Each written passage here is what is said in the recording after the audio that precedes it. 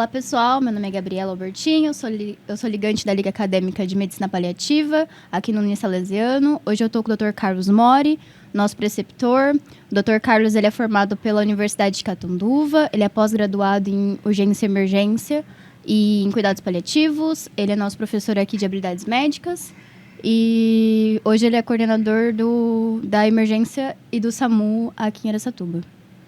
Eu também estou aqui com o Santiago e com a presidente da Liga, Isabelle, e a gente vai falar um pouquinho sobre os mitos nos cuidados paliativos. O primeiro assunto que a gente pode abordar aqui é um dos primeiros mitos.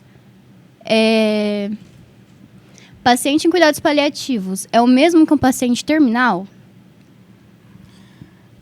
É uma boa, né? Acho que essa pergunta aí foi bem selecionada, né? Porque geralmente, quase a grande maioria das vezes, se não a maioria, né, as pessoas chegam e falam: ele é cuidados paliativos, ele vai morrer. Ou ele está morrendo, ele é cuidados paliativos. Não, a gente tem que definir alguns termos e algumas situações dentro da amplitude e dentro das definições de cuidados paliativos. Aí eu passo a bola para a Isabelle, só para ela falar um pouquinho para a gente o que seriam cuidados paliativos, para que quem está nos escutando, nos ouvindo, nos vendo, eles saibam o que é cuidados paliativos. Bom, a gente sabe que cuidados paliativos ele é alicerçado em alguns pilares e principalmente a gente tem que ter noção não do indivíduo como doença, mas do indivíduo como pessoa. E não só o que ele apresenta hoje, mas toda a história pregressa, a família. Então, o cuidados paliativos ele é voltado para o paciente como um todo. Sobre a sua família, sobre o que ele sente, e não sobre o momento agora, né? Tem um gráfico muito bonito que o Manual de Cuidados Paliativos mostra que seria o acompanhamento desse paciente ao longo do tempo. O cuidados paliativos ele não começa com o diagnóstico da doença. Ele geralmente começa um pouco antes e ele não termina quando o paciente morre, por exemplo, se for o caso do paciente chegar a óbito, né? Ele é um cuidado que ele se estende até depois da morte.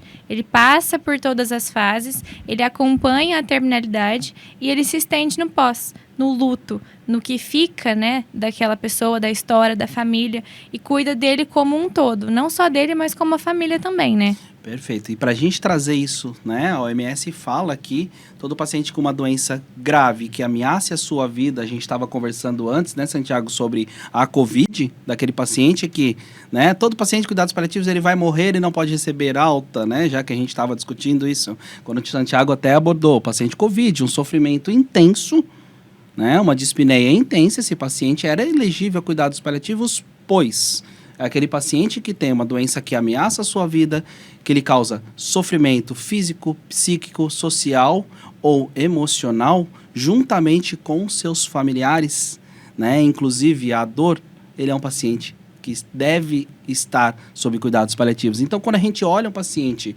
que esteja na sua terminalidade, sim, ele é cuidados paliativos, mas aquele paciente que a gente olha no início do gráfico, começando cuidados paliativos juntamente com um tratamento curativo, com certeza esse paciente vai viver mais e melhor. E com certeza esse paciente não é terminal. A gente olhar o gráfico, o paciente de cuidados paliativos está no sofrimento, junto com o tratamento curativo. Quando a gente chega onde não há mais nenhuma medida que hoje a gente conhece, que a gente consiga mudar a doença daquele paciente, esse paciente fica sim com cuidados paliativos em sua terminalidade, para que ele chegue lá no final, ele tenha cuidados de fim de vida e processo ativo de morte, e depois venha o luto que a gente segue esse paciente. Então, não.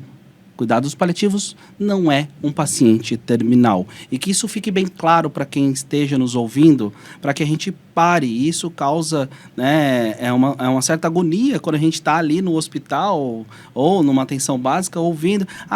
Né, parece que é um jargão e parece também que é uma coisa que a gente tem um preconceito. Não, aquele paciente lá é cuidados paliativos, tá? Ele está morrendo, então ele é cuidados paliativos. Não.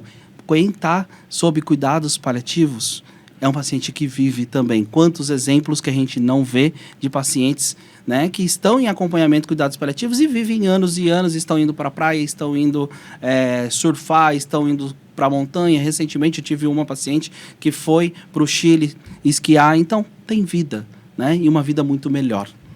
Eu acho que é importante a gente pontuar também que realmente não é o mesmo e que nem todos os pacientes em cuidados paliativos são pacientes terminais, né? Então, como o senhor falou, nós temos vários pacientes que têm doenças crônicas e que, por serem portadores de doenças crônicas, eles podem ser considerados pacientes em cuidados paliativos. Desculpa te interromper. Não só podem, como devem. Exato. Né? É essa muita questão, né? Esse muito preconceito que a gente tem. A Gabi foi lá com a gente no estágio, né? No meio do ano. É muito preconceito das pessoas falar sobre cuidados paliativos. Né? A gente tem um episódio nosso de podcast falando, né, sobre isso, mas o preconceito não deixa a pessoa ter acesso ao cuidado paliativo. Ela só vem buscar em sua terminalidade. Aí sim, por isso a questão, o paciente de cuidados paliativos, ele está morrendo. Sim, porque ele chegou tarde para os cuidados paliativos. Sim. No estágio, inclusive, teve várias oportunidades que a gente viu o Carlos falando para as pessoas assim, o doutor é especialista em quê? Aí ele, cuidados paliativos. Aí a pessoa, o olho fazia assim, tipo, meu Deus do céu, ninguém me avisou. Ninguém me avisou que eu tô morrendo. Aí ele pegava, ele acompanhou a pessoa assim, questão de 5 dias, gente. A pessoa ia ter alta, ia embora pra casa, dava vontade de parecer que ela queria pegar ele e levar com ela, entendeu? Assim, absurdo. E você fala assim, cuidados paliativos. A pessoa, meu Deus, eu tô morrendo, ninguém me avisou. É. Mas não, a pessoa ainda estava em tratamento, ainda tinha expectativa de cura, ainda tinha muita coisa ali para acontecer. O tabu, ele afasta, né, as pessoas do conhecimento em si. Porque é muito frequente a gente chegar no estágio, se apresentar, nós somos da Liga de Cuidados Paliativos, e a pessoa já se assusta. Inclusive, teve um episódio que a mãe do paciente falou, então vocês vieram falar que meu filho está morrendo? E a gente veio aliviar o sofrimento. Seja ele qual for, em todos os aspectos que o doutor pontuou, né? Seja ele espiritual, físico, emocional, psíquico, qualquer um que seja. E é muito bacana essa questão que quando a gente fala, né? Aí você veio dar a notícia que ele está morrendo. Não, a gente veio dar vida para esse tempo que ele tem aqui. Quanto tempo? Não sabemos. É uma pergunta que eu tenho todos os dias na enfermaria. Quanto tempo ela tem de sobrevida? Nós temos estimativas, né? Mas o tempo, para quem acredita, é de Deus. E nesse tempo, não importa a nossa crença, esse tempo tem que ser bem vivido. Né? Todo mundo tem sua história, sua passagem. Eu costumo dizer, a gente não sabe que a gente vai nascer. Né? A gente sabe que a gente vai morrer. É a única certeza que temos na nossa vida. E vai um pouco também na frase de Cora Coralina, né? Nós não podemos adicionar dias às vidas das pessoas, mas podemos adicionar vida aos dias das pessoas. E eu acho que se tem uma frase que resume cuidados paliativos é isso, né? A gente levar a vida em qualquer que seja a circunstância ou o período que ela ainda tem de vida. Com certeza. Isso faz um gancho para a nossa próxima frase, que é: aceitar cuidados paliativos significa desistir do tratamento. Aí a gente entra no não faz parte. Voltando, o que vocês, né? Na verdade, sim, vocês que chegaram há 1 ano, né? A gente tem a Liga há 1 ano, exatamente, quase 1 ano, né? E eu acho que a gente teve muitos ganhos, me surpreendeu a quantidade de pessoas que tiveram interesse. Lógico, nesse meio do caminho, busca não é isso que eu quero, como todos na vida, né? Nós temos decisões certas ou não, né? E a gente teve aí aulas, tivemos desenvolvimento, estágio, enfim. Eu acho que para vocês, né, alguns que já tinham interesse, já sabiam o que se tratava, outros não. Então, assim, para vocês, né, eu passo essa bola aí para vocês. O que vocês acham disso? Nessa mudança de acadêmicos que não conheciam ou conheciam um pouco sobre cuidados paliativos e hoje já tem um conhecimento mais aprofundado. A gente, quando fala de cuidados paliativos, a gente desiste, por exemplo, de um tratamento de quimioterapia ou aquele paciente com insuficiência cardíaca, a gente desiste de ter as terapias modificadoras de doença. O que vocês acham disso? De maneira nenhuma. Inclusive, tem um caso que eu estou lembrando, a mãe de um conhecido. Aí, na época, ela foi internada, né? Já estava período final de vida. E a enfermagem avisou que iria estar tirando todos os medicamentos porque ela estava entrando em cuidados paliativos. né? Infelizmente, na ocasião, o pessoal não tinha toda a informação necessária e ela que estava com uma dor no nível 6, a dor subiu para o nível 9, né? Passou a sentir muito mais dor. Ou seja, o que eles falaram que era o cuidado paliativo, na verdade não era cuidado, e muito menos paliativo, né? Que vem, né, de... A origem, né, de palium é manto, cobertura, cuidar, né, cobrir. Então, ela não estava sendo cuidada, não estava sendo assistida. Ela teve um sofrimento indevido por falta de conhecimento, falta de preparo e desistir do tratamento de maneira nenhuma, né? O cuidado paliativo ele vem para acrescentar, né, o conforto, acrescentar esse cuidado, né, como a OMS, né, a Organização Mundial da Saúde, ela define o que é saúde, né? É o completo bem-estar físico, social e emocional.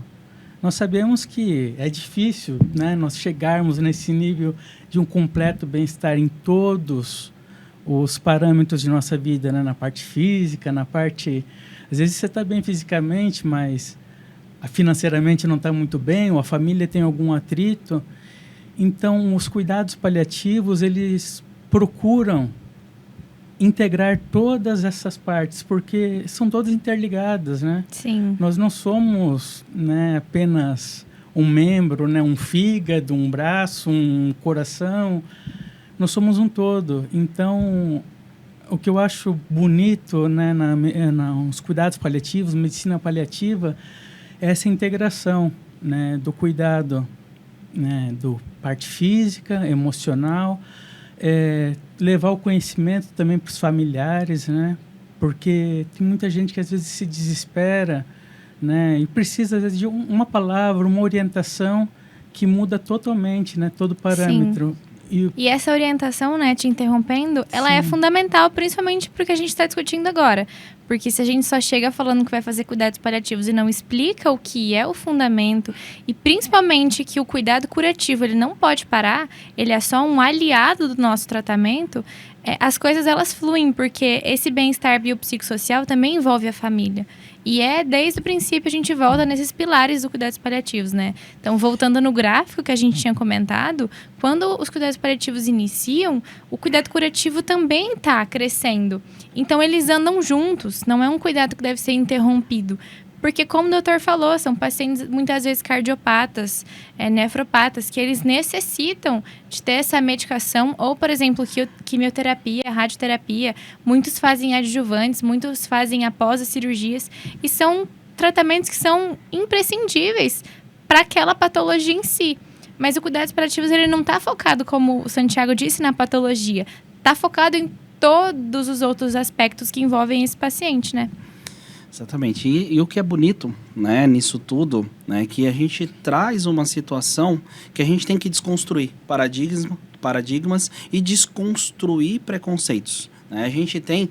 isso vem muito, desistir do tratamento, porque quando a gente fala em tratamento, proporcionalidade, não medidas fúteis, né, a gente entra com a ligação da origem de cuidados paliativos. A origem do cuidados paliativos no nosso país, ela está bem sedimentada e bem relacionada com a neoplasias, doenças neoplásicas, o câncer. E quando a gente falava em cuidados paliativos, a gente já chegava na terminalidade, onde já não tinha mais proposta terapêutica. Então, as futilidades terapêuticas, como, né, não estariam ali, elas eram inadequadas. O paciente que estava, por exemplo, ele não tinha mais proposta alguma de modificadora de doença. Aquela quimioterapia que ele fazia, só fazia aquele paciente ter náuseas, ter vômitos. Então, ele fazia um ciclo a cada 14 dias.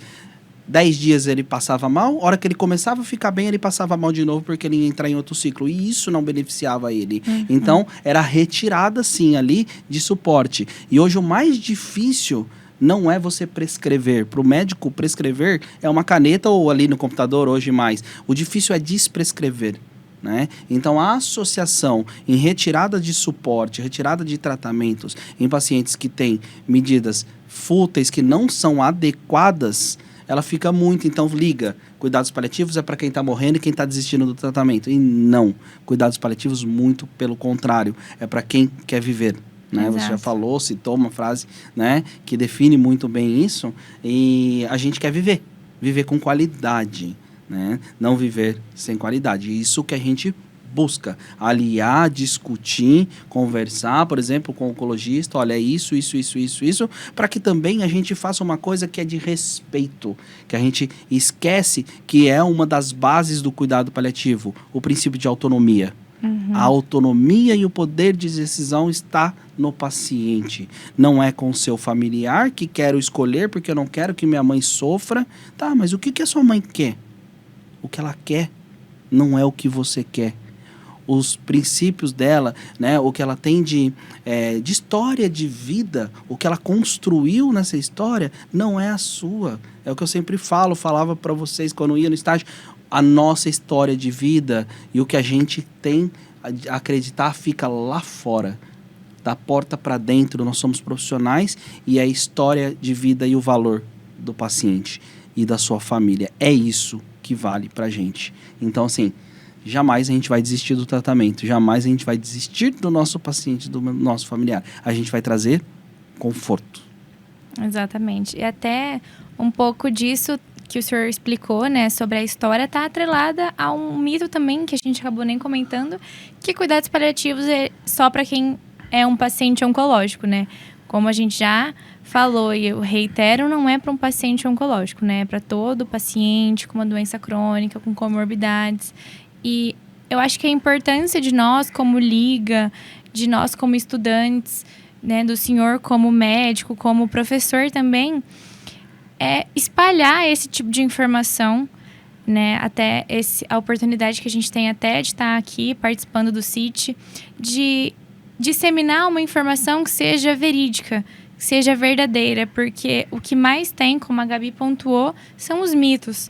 E os mitos, eles afastam as pessoas do real conhecimento, do real manejo do paciente, porque todo mundo assusta. E eu já tenho um diagnóstico fadado. E não. Muitas vezes a gente não está indo colocar um ponto final, a gente está indo colocar um ponto e vírgula. Exatamente, a gente está colocando um ponto e vírgula, um parágrafo, dando história a essa história, reescrevendo. O que eu sempre costumo dizer para os pacientes, mas eu estava sofrendo isso é história de vida, a gente sabe, né, numa anamnese bem feita, só que vamos partir de um outro olhar, né? Vamos, esquecer a gente, eu nunca falo, esqueça o que você viveu, não. Vamos colocar uma coisa daqui para frente, né? E quando você fala em divulgar coisas corretas, coisas benéficas, a gente tem isso também, a gente tem que saber de onde a gente colhe informações e da onde a gente vai acreditar, porque assim, eu sempre falamos ali fora, né? Eu não gosto daquela questão de palifofo, né? Tudo é bonitinho, tudo, ai, neném, né, mãozinha. Lógico, temos que ter carinho, vamos ter. Eu acho que o tato, a gente muda muito os pacientes, né? Isso aí o dia a dia comprova, né? O apego com aquele paciente, o carinho, isso sim, mas isso é só um pouco do todo, né? E a gente vê muitas vezes, eu quero fazer cuidados paliativos, ou é legal cuidados paliativos porque tudo é lindo, maravilhoso. Não, nem tudo é lindo e maravilhoso. As pessoas têm sofrimento, carregam história de sofrimento. A gente vê pessoas morrendo, mas morrendo bem. Quem não consegue lidar com isso é bem difícil. Algumas pessoas já falam, olha, como que você consegue ver as pacientes morrendo? Eu falo, olha, eu fico tão confortável que aquele paciente que tem que morrer, ele vai morrer bem. Ele vai morrer sem sofrer. A família vai morrer, ele vai morrer com a família junto. A família sabe o que está acontecendo. Não é aquele paciente que, surpresa, ele morreu. Né? Infelizmente a gente vê isso acontecer, né? E o nosso paciente e a nossa família está preparado para aquele momento. Sim. Inclusive, o doutor tinha começado falando, tipo, como que vocês enxergavam cuidados paliativos. Eu acho até engraçado que quando a Isabelle fundou a Liga, eu não fazia ideia do que era. Eu tava no começo do segundo semestre. Eu falava, gente, o que é isso? Não faço ideia. Ela, presta o processo seletivo. Mas eu nem sei o que é. Fui pesquisar. Não foi aí, então, que entrou um monte de gente? Foi isso, né? Ela fez propaganda da Liga. Mas aí você vai pesquisar, você fala, caramba, que legal, vou entrar. Fui pro estágio, eu chegava pra minha mãe e falava assim, mãe, é sensacional. Assim, assim, assim, assim. Ela, Deus me livre. Só gente morrendo. Que negócio é esse? Como pode? Ela falou assim, como pode? Você quer fazer isso da sua vida? Eu olhei pra ela e falei assim, eu espero que tenham pessoas fazendo isso porque eu quero terminar assim. Porque não é bonito. Não é bonito. O fim não é bonito. Mas é melhor. É melhor. Eu virei pra ela e falei, eu quero terminar assim. Então tomara que não só eu queira aprender e saber mais sobre, não só eu queira fazer isso, mas outras pessoas também queiram aprender e fazer isso nas suas especialidades, porque terminar assim é melhor. Falei pra ela assim, eu espero que eu termine assim, eu espero ver você terminando assim, eu espero que tenha dignidade em todo mundo. Eu falei assim, aí eu parei, refleti e falei, nossa, 1 ano atrás eu não fazia ideia do que era. Olha eu defendendo com unhas e dentes.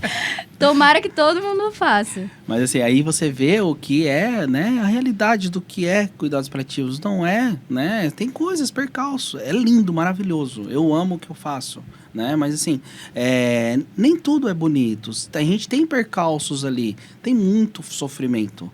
Né? Muito. A gente tem que saber lidar com isso para que a gente mude esse sofrimento e veja. E morrer no processo de finitude de todo mundo. Morrer, ter uma passagem, né, tranquila, calma com seus familiares, aquela coisa toda, né, que a gente faz muito bem feito. Isso é maravilhoso. Né? Melhor do que a gente morrer, né? Que lógico, vai morrer numa UTI, às vezes é necessário, né? E só que assim, longe da família, imagina você ali num leito com mais 9 junto, 10 leitos com aquelas pessoas que você não conhece, os profissionais cuidando de você e você não está próximo de quem você ama, né? Isso é ruim, né? Mas essas são coisas aí pra gente estar mudando. Eu acho que o diferencial dos cuidados paliativos, né, é que não é bonito, mas é a história de cada um. Não tem como a gente moldar, né? Não é bonito, né? Fazer cuidados paliativos é bonito, né? Não é bonito o processo todo, Sim. porque a gente tem percalços, tem coisas, né? Só que assim, se você for olhar por uma ótica do cuidado, é maravilhoso, Sim. né? A gente ter, né? O José que acompanhou mais, a gente tem um paciente que a gente acompanhou um bom tempo ali, e assim, o sofrimento que tinha para depois a gente saber, né, que ela teve o seu processo bem feito e a família voltar no hospital um tempo depois para agradecer, dar um abraço e agradecer o que foi feito, isso aí não tem preço, né? Não tem preço. Isso, esse retorno deles é muito bonito.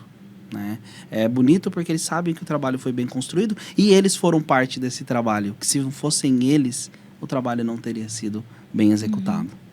Aí a gente dá um gancho para nossa próxima frase, que a gente escutava quase todo dia e tinha que defender quase todo dia. Os cuidados paliativos, a morfina, inclusive, acelera o processo de morte. Esse aí é outro, mas dá pra gente falar essa também. frase saiu... Saiu, mas tinha outro. Errado. Não tem problema, vamos lá. Né? Quando a gente fala... Né, a gente coloca os dois aí, tanto que a gente fala, o pessoal já aí deve ter desistido, né? Brincadeira. Assim, quando a gente fala, né, vamos separar cuidados paliativos no hospital. Não. Infelizmente, a gente tem uma cultura hospitalocêntrica. A gente coloca todo mundo dentro do hospital, quando deveria ser o contrário. A Política Nacional de Cuidados Paliativos vem para tirar isso, né? Vem para trazer o cuidado desse paciente para os seus domicílios, para a atenção básica realizar, para a gente construir internações domiciliares, para quê? Né? Quando a gente fala em comunidade compassiva também, a gente fala que a comunidade se organize no cuidado daquele paciente ou daquela família. Né? Então, cuidados paliativos pode ser feito em qualquer lugar. Né? Onde a gente tem sofrimento, existe cuidados paliativos.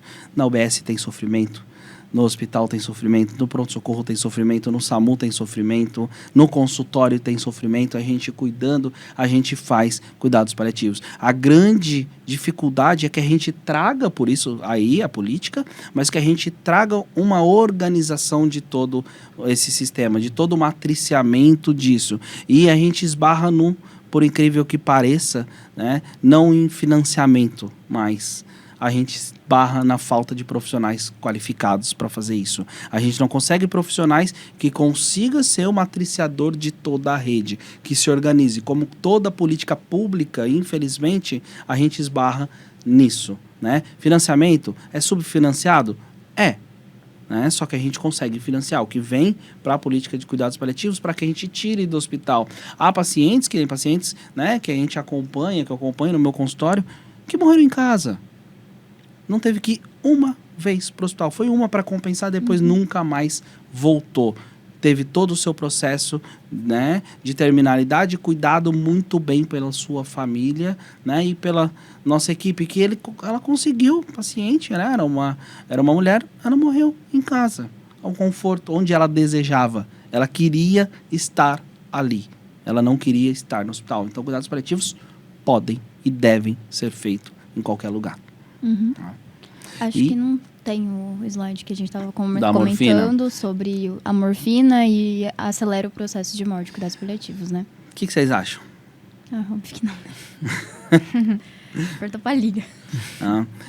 Na verdade, assim, a gente tem outro, né? Quando a gente nasce no berço, né, do cuidados paliativos em nosso país, não estou falando novamente, né, em berço do cuidados paliativos, eu não estou remetendo lá na Cicely Saunders, não. Estou falando no nosso país, tá? No servidor foi assim, na USP foi assim, né? Que nasceu na oncologia e daí foi caminhando para outros locais. Quando a gente fala em morfina, infelizmente, a gente tem um preconceito da medicação. Morfina é puro e simplesmente um opioide que consegue controlar dor e dispneia. Ah, mas eu vou tomar morfina e eu vou morrer. Não. Né? Por que está atrelado? Porque no berço eram os pacientes que estavam em sua terminalidade, começavam a utilizar morfina. Né? O paciente que já estava em fim de vida utilizava morfina. Quem usa morfina está para morrer. Com certeza. Lá era. Hoje não. Quem tem dor que não se controla por analgésico comum, ele vai utilizar um opioide para que ele tenha controle de dor. Quem tem dispneia, ele vai usar opioide em baixas doses para que controle a sua dispneia. É simples assim. E volta, né, doutor, na desinformação que a gente já tinha comentado, né? Porque muitas vezes a palavra morfina assusta a família, assusta o paciente, só que existem inúmeros estudos que mostram, por exemplo, que opioides fracos em altas doses, que é o que a maior parte da população usa indiscriminadamente, como, por exemplo, tramal, entre outros opioides, em relação ao maior benefício de um opioide forte em baixas doses, como é o caso da morfina. E sabe o que é maior? Não é só desinformação. Infelizmente, é a má formação. Né? O médico não sabe prescrever. Né? A gente não teve, vocês, graças a Deus, ou se não tiveram, vão ter. Né? O Vinícius dá essa aula e muito bem dada para vocês, né? De dor. E ele fala sobre opioides. Eu sei porque eu conversei com ele, né? E foi muito bem. Eu tenho um feedback de vocês que tiveram essa aula muito bom. Né? Aqui, ó, você tá falando. ó, o merchan, hein, Vinícius? Sim, então, inclusive, assim, foi ele que passou essa informação pra gente, depois eu pesquisei. Não sabem prescrever. O médico passa codeína pra dor. Codeína serve mais para tosse do que para dor. A codeína tem que usar, ela tem dose teto. O tramal é muito obstipante, a codeína também. Codeína a gente usa para tosse, é perfeito para tosse, né? Aí vai usar morfina, não sei usar. Não sabe meia vida, não sabe via de administração, não sabe dosagem, não sabe fazer ajuste de dose, não dá resgate nos intervalos. Isso é um erro muito grande, né? Então são coisas que ninguém vai buscar ler, não tem acesso, não quer, na verdade, né? E quando a gente fala nisso também, né? Eu não muito, mas às vezes para a gente controlar o paciente que está vomitando, a gente faz morfina em bomba de uso em contínuo para a gente chegar e deixa os resgates para a gente chegar numa dose, né? Então assim, às vezes a gente utiliza esse recurso. Só que aí fala, você vai ligar a bomba de morfina, doutor, ele vai morrer. Né? Fala, não vai. A gente vai controlar a dor desse paciente. Né? Não. Ontem eu escutei, né, no hospital. O doutor, porque como ele vai morrer, o paciente, o doutor colocou uma bomba de morfina. Não, morfina serve para dor e dispneia. Morfina não é sedação. Quando a gente fala em sedação paliativa, a gente utiliza outras medicações. né? Então a gente não usa morfina. Então morfina para quem vai morrer. Eu lembro, quando eu era criancinha, tinha uma tia, né? Tinha a avó que faleceu de câncer. Ela usou morfina. Por quê? Ela tinha dor, mas ela estava na terminalidade quando ela usou. Então, a morfina era para quem estava morrendo, né? Então, não é, né? Morfina é um recurso, uma medicação excelente, que não tem dose TET, tem os efeitos colaterais, a gente consegue controlar, a meia-vida mais curta, a gente consegue controlar a toxicidade dela. É uma droga, para mim, ao meu ver, maravilhosa pra gente quando bem indicada, né? Só que ela é um desastre na mão de quem não sabe usá-la, né? Então, assim, a gente usando ela com parcimônia e adequadamente utilizando, é excelente, né? Tantos e tantos, tem pacientes estão tomando morfina, viajando, então não está morrendo, né? Certo? Por fim... Esse é o último. Bom, só lembrando de um caso assim que me tocou bastante, agora um caso que a gente teve recente, o Dr. Carlos estava cuidando, né, de um paciente, inclusive meia idade, 42 anos, né, que ele estava hospitalizado, né, ele estava em fase final de vida e recebendo os cuidados paliativos, né? Então, em nenhum momento deixou de ser feito o tratamento, né? Mas, aliado ao tratamento, ele teve todo um cuidado, né, que me tocou bastante, né? Que o sonho dele era ser pai, né?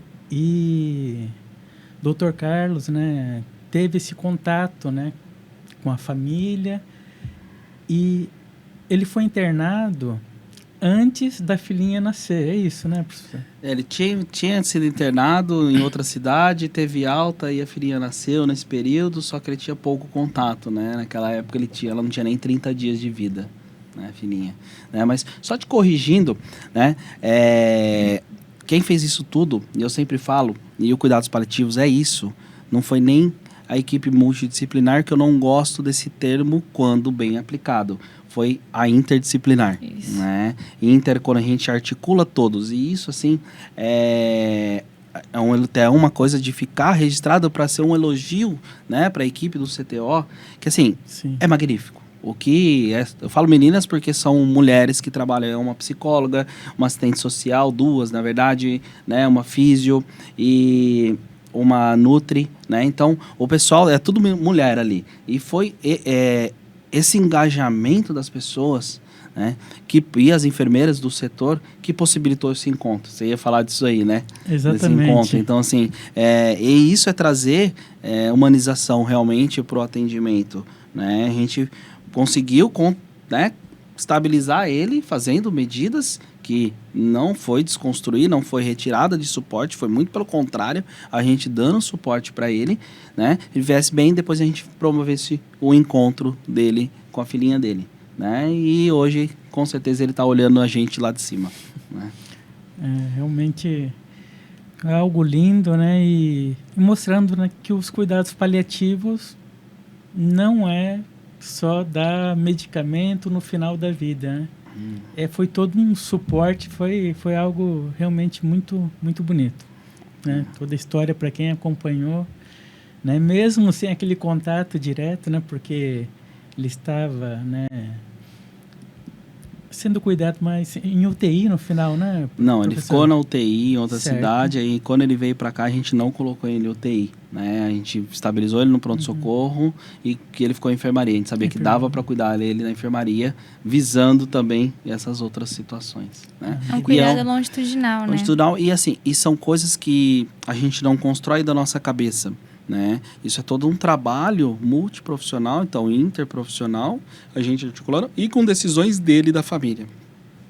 Nada do que a gente fazia era sem a gente ter um acordo. E isso passa dentro de uma coisa que a gente quer construir dentro, né? A gente vem em processo de construção, que é o plano terapêutico. Isso. Para mim, né, todo paciente merece o seu plano terapêutico. Isso é totalmente inaceitável que ele interne sem um plano, né? Então é uma das coisas que a gente está construindo no CTO com toda a equipe, né, com a administração, para que a gente consiga implantar isso, para que a oncologia seja o início de uma nova era na questão de humanização na Santa Casa. Porque aí o paciente participa.